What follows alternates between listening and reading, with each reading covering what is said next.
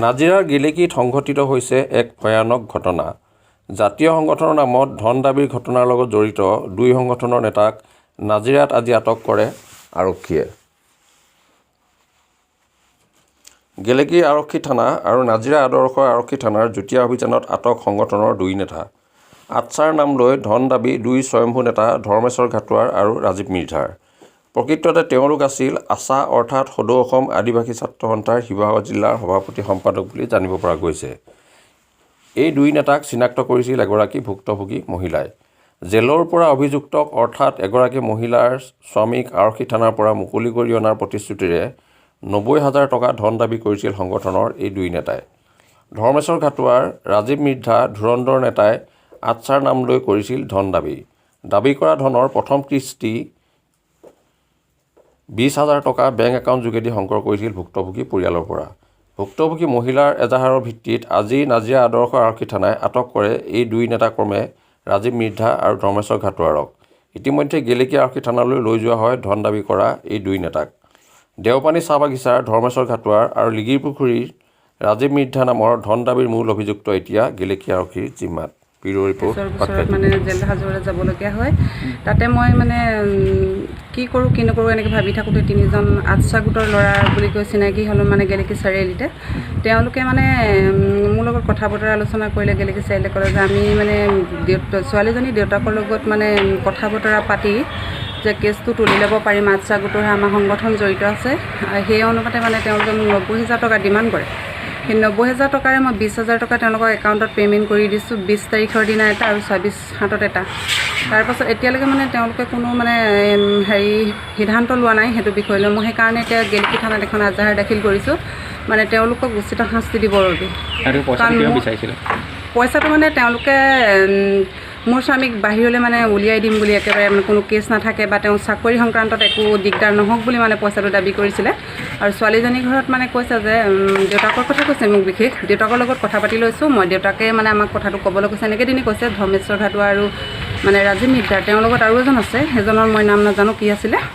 তাৰপৰা ৰাজীৱ মিৰ্ধাৰ বাৰু একো কাৰণে, কিন্তু ধৰ্মেশ্বৰ ঘাটোৱাৰ বোলে এজনে কৈছে যে যদি এইখিনি কথা আপুনি বাহিৰত লিকেজ কৰে বা সাংবাদিকক বা পুলিচ থানাত দিয়ে তেতিয়া মানে মোক মৰা ভাবুকি দিছে। মানে তেওঁলোকে কৈছে যে আপোনাৰ ওপৰত এটা একশ্যন লোৱা যাব যদি আপুনি বেলেগৰ আগত এই কথাখিনি প্ৰকাশ কৰে, সাংবাদিকৰ আগত কেতিয়াও এইখিনি কথা মানে কৈ নিদিব এনেকৈ কৈছে। আৰু আপুনি পইচাটো কিমান দিছিলে? পইচাটো মই তেওঁলোকক 20,000 টকা দিলোঁ। মই ৰংঘৰ চাইডে CSC পৰা দিছোঁ। কিমান দাবী কৰিছিলে? তেওঁলোকে 90,000 টকাৰ দাবী কৰিছিলে। 90,000 টকা মই তথাপি 90,000 টকা তেওঁক মই দিব নোৱাৰোঁ বুলি ক'লোঁ। 50,000 টকা মই মোৰ গোটৰ 10গৰাকী মানুহে মোক সাহাৰ্য দিছে যে 4-5 মাহৰ কাৰণে একো আমাক দিব নালাগে, পইচাটো ঘূৰাই দিলেই হ'ব বুলি মোক গোটেই দিছে। মানে তেওঁলোকক দিবৰ কাৰণে, মোৰ মানুহজনৰ মুক্তিৰ কাৰণে মানে মোক গোটেই সহায় কৰিছে। সেইটো কাৰ একাউণ্টত দিলে আপুনি পইচাটো? সেইটো মই হেৰিত দিছোঁ, কি বুলি কয়, এজন ৰাজীৱ মিৰ্ধাৰ একাউণ্টত দিছোঁ।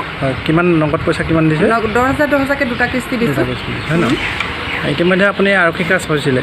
আৰক্ষী কাষ শিৱসাগৰ আৰক্ষী SP ছাৰৰ লগতো কথা পাতিলোঁ। SP ছাৰে মই পুনে জয়সাগৰ OC ছাৰৰ লগত কথা পাতিলোঁ। জয়সাগৰ OC ছাৰে গেলেকীলৈ পঠিয়ালে। গেলেকীত এজাহাৰ দাখিল কৰি মই লগালগ আকৌ SP ছাৰৰ ওচৰত গ'লোঁ। কাৰণ মোৰ মানুহজন, যদি তেওঁলোকে পইচা দাবী কৰিছে যেতিয়া মানে মই ভাবিছোঁ মোৰ মানুহজন নিৰ্দোষী কাৰণে তেওঁলোকেতো পইচা দাবী কৰিব পাৰিছে, নহ'লে কিয় পইচা দাবী কৰিব মোৰ মানুহজনক মুক্তি দিম বুলি। হয়, এতিয়া গেলেকী থানাই কি কৈছে আপোনাক? এতিয়া গেলেকী থানাই ছাৰে কেছটো এনকুৱাৰী কৰি আছে। হয়, আপুনি কি বিচাৰে? মই তেওঁলোকক শাস্তি দিয়াটো বিচাৰোঁ, কাৰণ মোৰ মানুহজনকো তেওঁ বিনা দোষতেই মই জেলত সোমোৱালে বুলি ভাবিছোঁ। কাৰণ সেইকাৰণে তেওঁলোকে যেতিয়া এজন মানে আচ্ছা গোটৰ সদস্য হৈ মোক পইচাটো ডিমাণ্ড কৰিছে, সেইটো কাৰণে মানে তেওঁলোকক উপযুক্ত শাস্তি দিব লাগিব। কাৰণ এটা সংগঠনৰ নাম তেওঁলোকে মানে হেৰি কৰি আমাক কিহৰ কাৰণে ধৰিলে?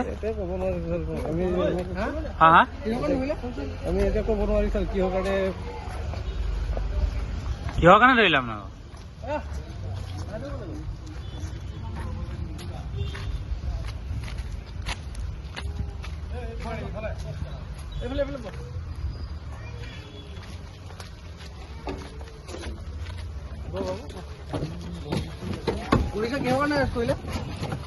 আপোনাক কিহৰ কাৰণে ধৰিলে?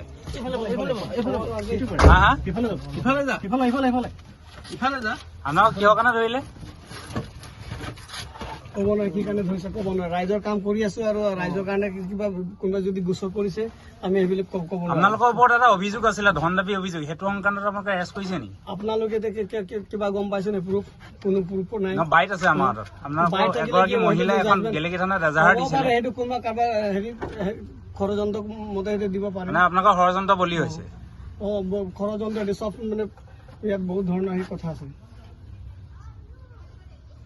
আমি সামাজিক কৰিব নালাগে মানে তাৰমানে ৰাইজক কাম কৰাৰ কাৰণে আৰক্ষীয়ে গ্ৰেপ্তাৰ কৰিছে হয় আৰু তেনেকুৱা বহুত হেৰি থাকিব পাৰে আপোনালোকৰ দুইজনক একেটা গোচৰতে এৰেষ্ট কৰিছে নি মই ক'ব নোৱাৰি কি কাৰণে এৰেষ্ট কৰিছে ক'ব নোৱাৰিছো